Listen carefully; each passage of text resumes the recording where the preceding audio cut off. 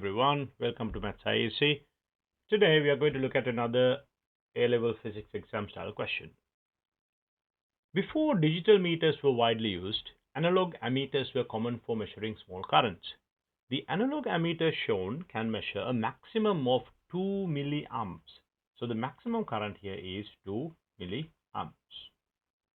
and has an internal resistance of 24 ohms. Okay. To allow this ammeter to measure larger currents, a low resistance shunt is connected in parallel. Here is the shunt connected in parallel with the ammeter. The diagram below shows this arrangement where the ammeter is modeled by the 24 ohm resistor. So this is the ammeter.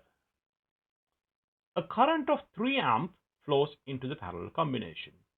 The current through the ammeter must not exceed 2 milliamps. Obviously, that was the maximum current to start with, so you cannot change that. Calculate the resistance of the shunt needed to ensure the ammeter can safely measure currents up to 3 amps. Okay, so that's the question. So initially, the maximum current is 2 milliamps. So what resistor should I connect as a shunt in parallel with this so that we can now use this to measure currents up to 3 amps. Pause the video and give it a try. When you're ready for the answer, you can press play. Now, this is an interesting question. Let's see what we can do.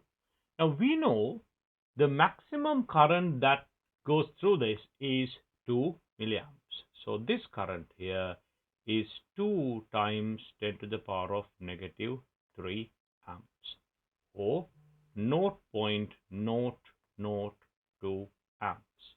Now, what's the total current coming in? That's 3 amps. So, obviously, for this to work, the remaining current, which is 3 take away 0.002, should go through this branch.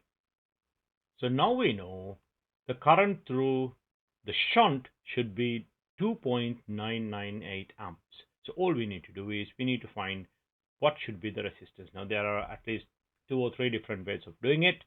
So let's do the simplest way. We know the current through the top branch. We also know the resistance. That means we can easily work out the PD across it. So we can write V is equal to IR for this resistor. For this resistor, V is equal to IR.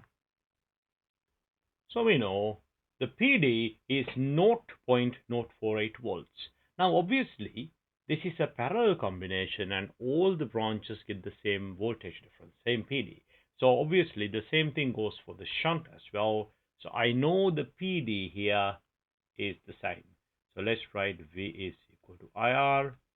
And I know the PD as 0.048. I also know the current to be 2.998 times by R.